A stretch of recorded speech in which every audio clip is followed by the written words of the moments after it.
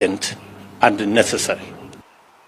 Igikaro ase Bungeni nigo giakorekana eri gukwanera chinjira cio kugendereria omunwa bwa Kiswahili gukwana egati ya babunge nigo bene kibuna ababunga bange nigo bagichaite ase bagania Kiswahili Kenya reko bakegosiro nabo igo kugendererwa butambe. Ni muhimu tujue kwamba lugha ya Kiswahili ni lugha unganishi katika Afrika Mashariki. Na vile Baraza la Afrika Mashariki linazidi kuongezeka. Sasa DRC Congo imeingia na mataifa mengine yanaingia.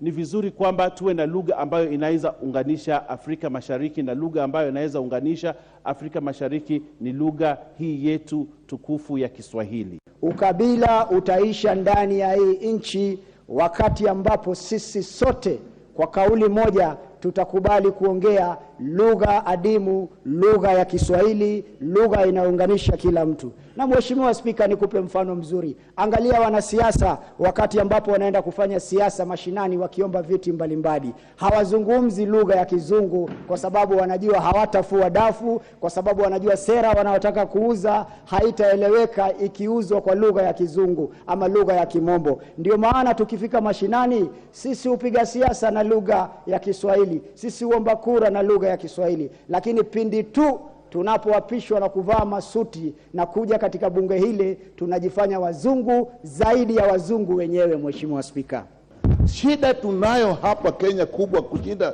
shida yoyote ambayo imetukataza tuendelee ni utengano na ukabila. Tukimaliza